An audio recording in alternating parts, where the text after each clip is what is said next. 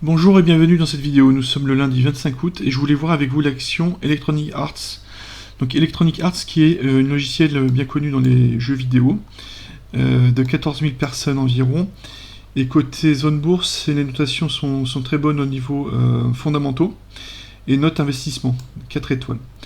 Donc cette action pourrait être envisagée comme une action sur du long terme pour de l'investissement.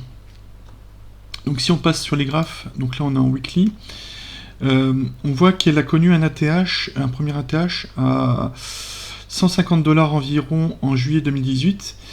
Elle a retracé, puis en fait elle a rangé avec l'ancien ATH comme résistance.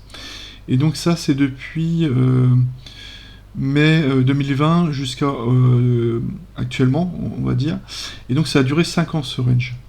Donc il y a quand même eu une tentative de breakout avortée fin 2024, et ça a réintégré directement le range.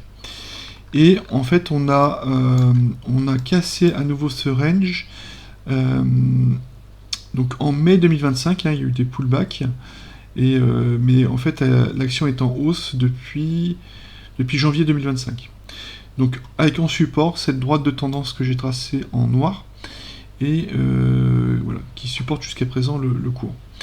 Donc en termes d'objectifs, par rapport à la cassure du range, donc on prend la hauteur du range qu'on reporte au-dessus, et on a un objectif à 194 $ environ. Je vous ai également fait une extension de Fibonacci, alors depuis ce point là jusqu'à ce haut ici et ce bas ici, hein, ce retracement ici. Et ça donne des objectifs, en fait, alors l'extension de Fibo à 1,618 est à 185 $, et la 2,618 à 228 $. Donc, par rapport au cours actuel, donc si on zoome, donc, par rapport à l'extension de Fibo de 1,618, on a un potentiel de 7%, plus 7%.